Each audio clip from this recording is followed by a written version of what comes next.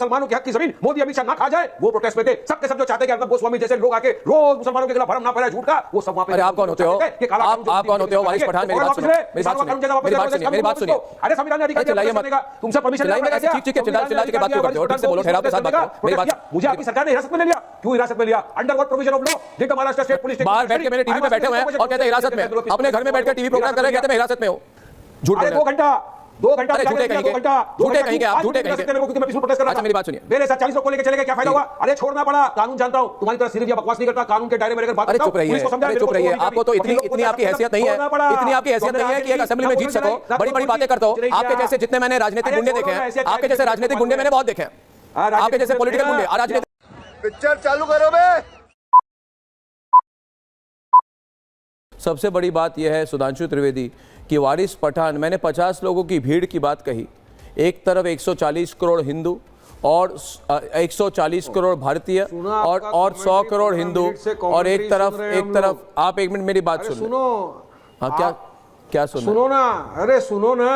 अरे अर्नब गोस्वामी सुन रहा हूँ, बोलो। को 15 मिनट हमने सुना, आपने 15 मिनट में 200 मरतबा बोला 50 लोगों की भीड़, 50 लोगों की। आप 50 लोगों की भीड़, ये भगवान क्या जुल्म है। प्रेस करने पीसफुल वहां पे कितनी वॉल्यूम बढ़ाई। आप देखते तो आपकी हालत खराब हो जाती। आपके कैमरामैन को भेजे थे ना, आपने पूछना था उसको कितना भीड़ थी। सबके सब जो संविधान को मानने वाले लोग हैं रास्ते पे थे, सबके सब जो चाहते कि काला कानून मोदी वापस ले, वो वहां प्रोटेस्ट के अंदर थे। सबके सब जो चाहते कि मुसलमानों की हक की जमीन मोदी अमित शाह ना खा जाए, वो प्रोटेस्ट में थे।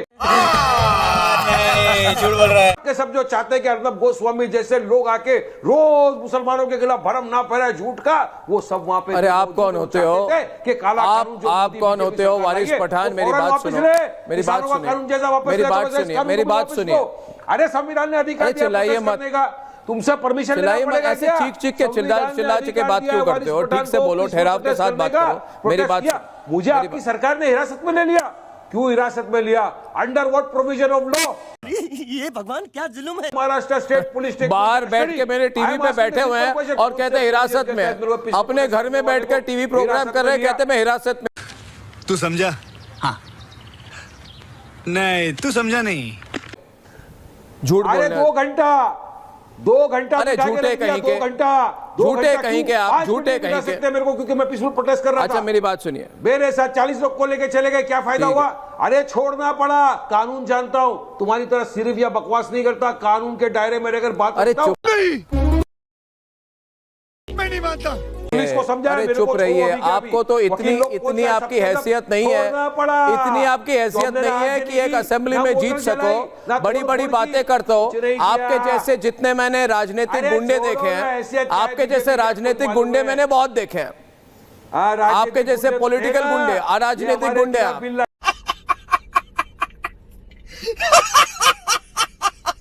अरे एक मिनट सुधांशु त्रिवेदी जवाब दे रहे हैं। मूल मुद्दा क्या है आज? मूल मुद्दा है 50 लोगों की भीड़ और 140 करोड़ का देश। ये देश 50 लोगों की भीड़ से की बातों से नहीं चलने वाला है। अरे वारिस पठान, अरे 20-80 करने वाले वारिस पठान, चुप रहिए। और सवाल है सुधांशु त्रिवेदी से, क्योंकि आज, अरे रुक जाओ, डर गए क्या? अरे इतने दिनों के बाद टीवी पर आए हो, ऐसे हिल रहे हो पत्ते की तरह, ऐसे नाइस, ऐसे हिल रहे हो, हिल गए क्या? मेरे ओपनिंग स्टेटमेंट से हिल गए? हिम्मत है तुम्हारे लीडर की मेरे सामने आए? ओवैसी में उतनी हिम्मत है कि आंख में आंख डालकर अर्नब गोस्वामी के साथ बात करें? अरे भागता है ओवैसी, आपका भागता है ओवैसी। मेरा नाम सुनता है तो ओवैसी भागता है। सुनो,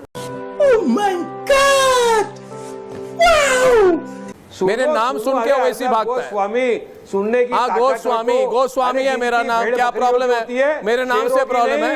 मेरे नाम से प्रॉब्लम है? नाम बदल दूं? शेर बदलो, पत्रकार बनो, पत्रकार की तरह बात करो, बीजेपी के स्पोक्स पर्सन बनना। अरे वो राजनीतिक गुंडे वारिस पठान, 20-80, 15-85 करने वाले आदमी, कुछ मिलेगा। अरे गणपति बाप्पा मोरिया बोला था, फिर डर गए क्या? उसके बाद फोन आ गई आपको दाऊद की? दाऊद ने फोन किया? दाऊद ने फोन किया तुम्हें? तो सही जर्नलिस्ट का। हाँ दाऊद ने फोन किया। अरे कब तक बीजेपी की? अरे बाइकला से जीत नहीं पाते हो वारिस पठान। मगर क्यों? प्रोग्राम में आके बात करते हो। सुधांशु त्रिवेदी, अब सवाल डिबेट में आपसे ये है, देखिए ये मामला बहुत दिनों से चल रहा है, बहुत दिनों से चल रहा है, इसकी भी सॉल्यूशन होनी पड़ेगी। ये बात ही है, ये बात ही। अरे क्यों बकबक कर रहे हो भाई, 2 मिनट चुप हो जाओ। सुधांशु त्रिवेदी बोल रहे हैं, बड़े पॉपुलर आदमी, आपको प्रॉब्लम है क्या? सुधांशु त्रिवेदी जी, सवाल मेरा आपसे ये है, ये 50 लोगों की भीड़, इसकी मरम्मत कैसे होगी? ये जो 50 लोगों की भीड़ ने कानून व्यवस्था अपने हाथ में रखकर चल रहे हैं, इनका क्या होगा? जी, कौन है ये लोग,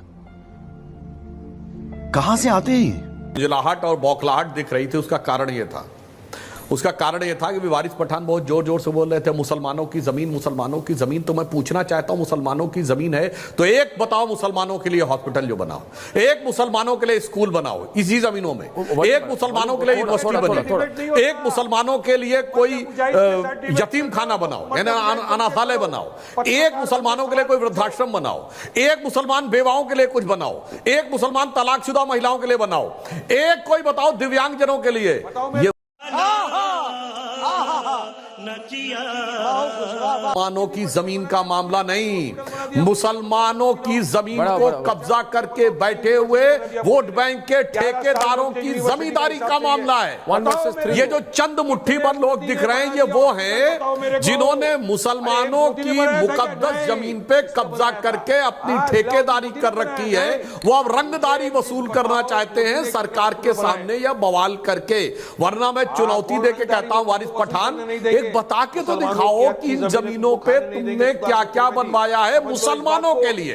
हाँ, ठेकेदारों ने अपने लिए फार्म हाउस बनवाए हैं, ठेकेदारों ने अपने लिए शॉपिंग मॉल बनवाए हैं, ठेकेदारों ने अपने लिए कमर्शियल प्रॉपर्टीज बनाई हैं, ठेकेदारों ने अपने लिए प्लॉट कटवाए हैं, ठेकेदारों ने अपने लिए 5 स्टार होटल बनवाए हैं। अतीक अहमद जैसे माफियाओं ने प्रॉपर्टी पे कमर्शियल प्रॉपर्टी बनाई है। मुसलमान के लिए क्या किया है बताओ भाई। सब क्या देखना पड़ रहा है, अच्छा है मैं अंधा हूँ। आज आकर इतना जोर जोर से बोल रहे हैं, मैं चैलेंज करके सब बता दो मुसलमानों के लिए क्या किया है। जिन्होंने ये सब बनाया हुआ है, चाहे इन लोगों ने जो फार्म हाउस से लेके 5 स्टार होटल तक बनाने वाले लोगों की यह छटपटाहट है और कुछ नहीं है। अच्छी तरह समझता हूं वारिस पठान साहब, जब जमींदारों की जमींदारी जा रही थी तो जमींदारों को अच्छा नहीं लगा कि आम व्यक्ति के पास कहां से जमीन आ जाए। आज वही स्थिति आपकी है, मैं नहीं दिखाऊंगा। और मैं चैलेंज करके पूछता हूं, अगर हकीकत में आपको कहते हैं ना 20 करोड़ 100 करोड़ पे भारी पड़ जाएगा, अरे भाई 20 करोड़ तो छोड़िए, 20 लाख भी दिखा दो, 2 लाख भी दिखा दो, यही दिखाई पड़ रहा है। हर मुसलमान भी ये समझ रहा है इसका मुस्लिमों से कोई लेना देना नहीं है। ये चंद प्रॉपर्टी डीलरों और मुस्लिम वोट के स्वघोषित ठेकेदारों के बीच की जो नेक्सस है उसका लेना देना है। यही नहीं, अभी और सुनिए। और इसीलिए ये लोग उसका विरोध कर रहे हैं। और सुनिए, आपने कहा संविधान वाला आदमी हो, तो वारिस पठान से एक बात बता दीजिए, संसद से पारित कानून सबके ऊपर लागू होता है कि नहीं? बोलिए हाँ या ना, बताइए। ज्यादा मुट्ठी उट्ठी मत मानिए, सीधा सीधा जवाब दीजिए, बताइए। संसद से पारित हुआ कानून राज्य विधानसभाओं को मानना चाहिए कि नहीं? कानून क्या कहता, संविधान क्या कहता? बोलो हाँ या ना। को देने वाले हो तुम जाके जमीन, हम नहीं लेने देंगे। कानून साफ बोल रहा है। कानून बताओ ना मेरे को क्या बोल रहा है। सुधांशु जी, मैं इनकी दोबारा मरम्मत करता हूं, आप जरा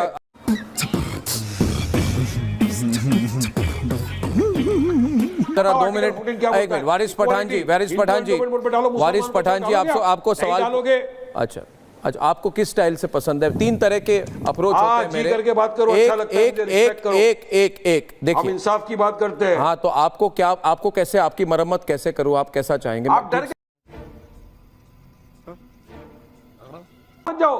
अरे अर्नब जी, आप डर के भाग मत जाओ मेरे से, आप मेरे से डर के भाग मत जाओ। वारिस पठान फोन पे ओवैसी ने अभी कहा है आपको कि हार रहे हो, और बिल्कुल हार रहे हो। मेरी बात सुनिए, बात यह है, देखिए वारिस पठान के पास बहुत पैसा है अंसार राजा जी। आप कहते हैं आप गरीब नवाज फाउंडेशन है, मैं चाहता हूं आप एक अमीर नवाज फाउंडेशन बनाइए और एक अति अमीर नवाज फाउंडेशन बनाइए।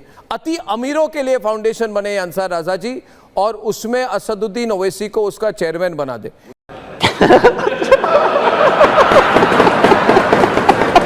इनसे अमीर आदमी शायद देश में और कोई नहीं होगा।